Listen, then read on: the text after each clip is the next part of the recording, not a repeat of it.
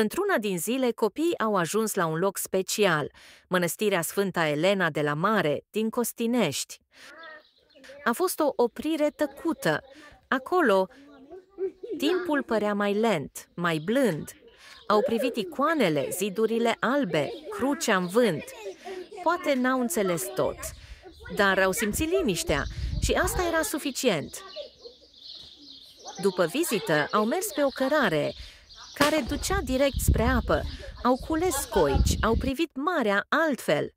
Nu ca pe un loc de joacă, ci ca pe o privire spre cer.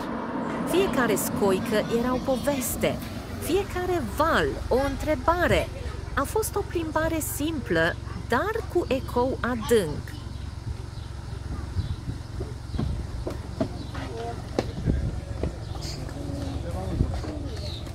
Hello!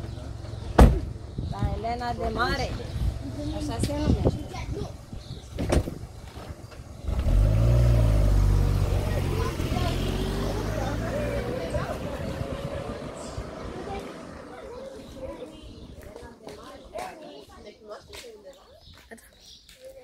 Copilărie, plăi de aur, cu jocuri și năzdrăvănite, prețuind ca pe un tezaur și am vrea mereu să fiu un copil, dar anii trec în zbor ca gânduri și mâine vom fi oameni mari, dar uneori cu nostalgie nu am amintit că am fost școlari. Bravo!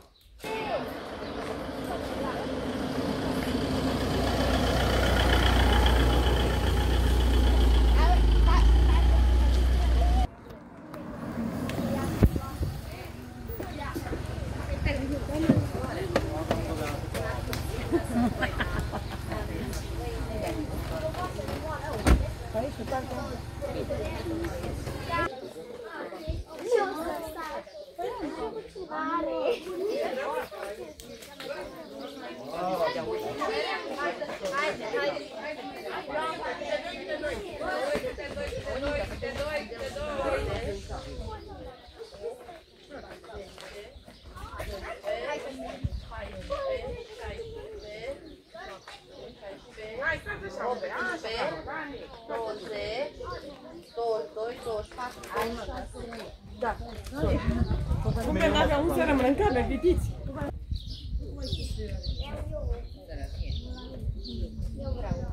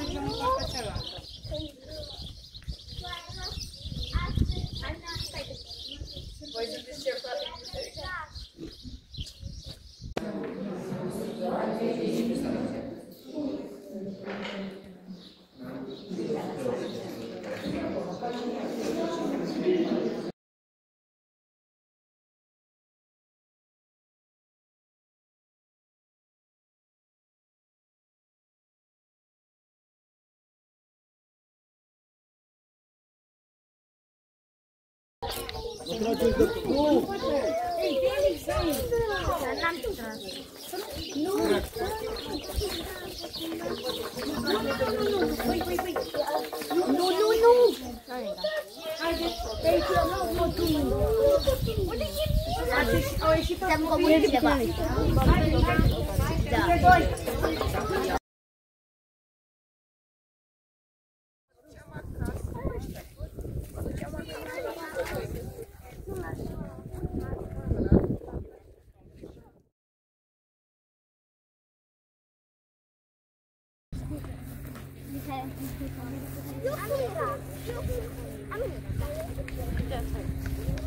Alexandra, Monica.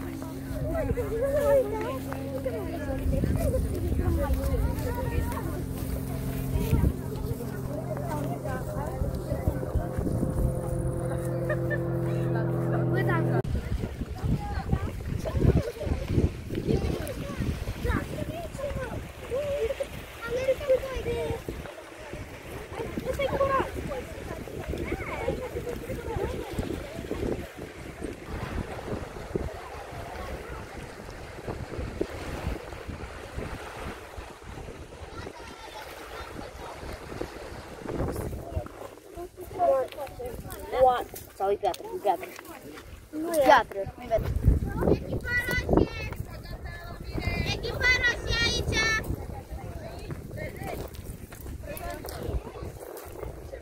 David!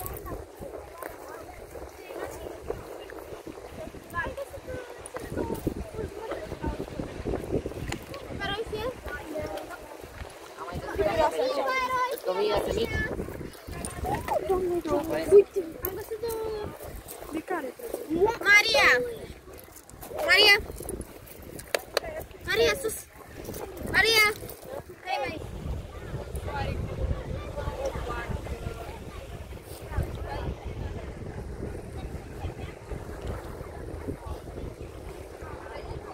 Ești cu noi? În echipă! Dar ce desen facem? Ceva cu soare! Monica! Face mai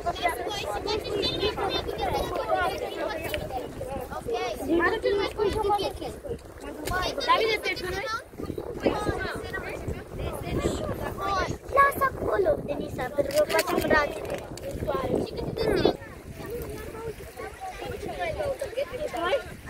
Vezi că calci pe...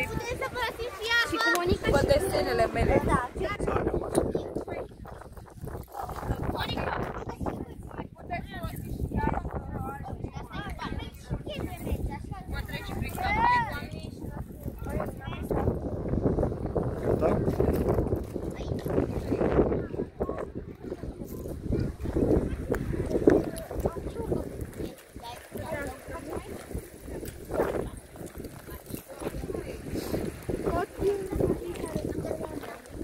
Toți copiii care e de la Maia să vină aici.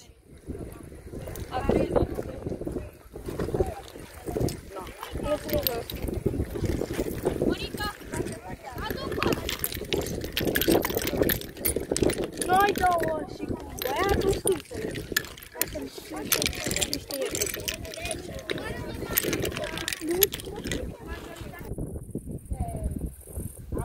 Albastră mare, pălăria albă e.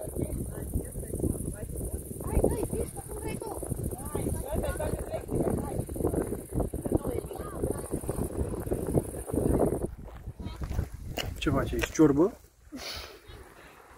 Încerc să fac un peisaj. Referent pentru asta mai mult.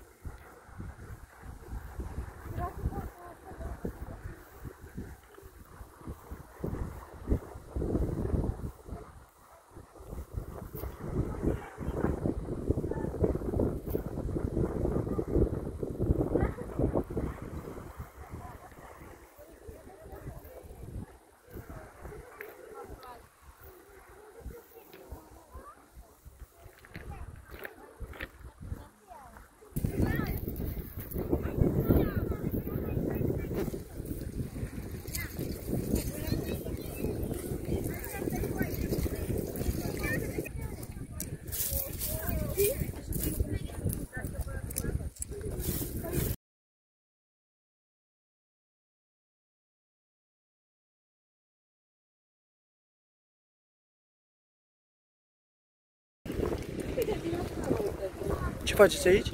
Peisaj. Ce fel de peisaj? De la țară. De la țară?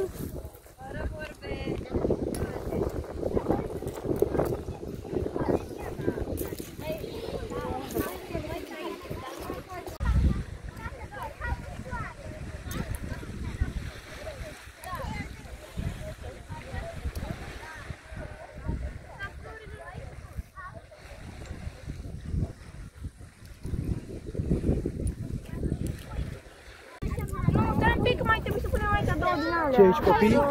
Este un peisaj. Un peisaj cu fetiță. Care e fetița? Aceasta. Și gata, am terminat. Și are un nume, fetița? Nu. Nu i-a spus nume. Lora? Lora? Asta ce mai e? Dora exploratoarea. Dora exploratoarea. Dora exploratoare. Da, Dora exploratoarea.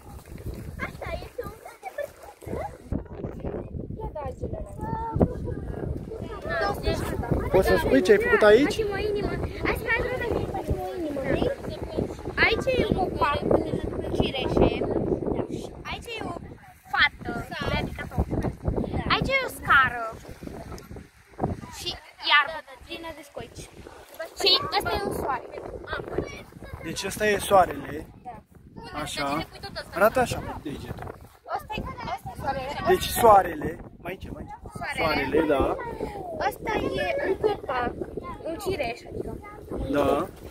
Asta e o fetiță. Așa. Asta e o scară. Și asta e o iarbă cu scoici. Iar asta este raua. Dintre ale tale. Nu, chiar arată altura 1.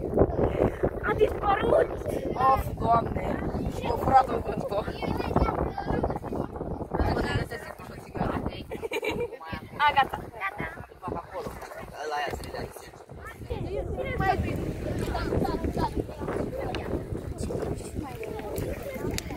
Aici ce este? O barcă. Care e barca? Asta. Așa. Mai facem o notă. Astea e apa. Mai avem acolo un soare. Dar puteți să le Și acolo un mini nor. Ăsta e... ducem aici să vadă lumea creația noastră.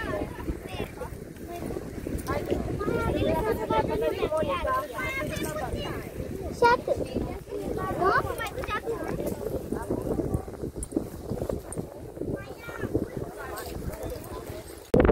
Ce ați făcut aici? Am făcut aici un soare. Ia să vedem. Care e soarele? Acesta. Așa. Doi nori. Norii, care sunt norii? Aceștia. Așa. Aici am făcut un copac. Da. Aici iarbă. Aici o fetiță care ține o scoică. Așa. Și aici marea cu doi gradi. Și ăsta e tot peisajul? Da. Și fetița ce nume are? Fetița. A, nu v-ați gândit la nume.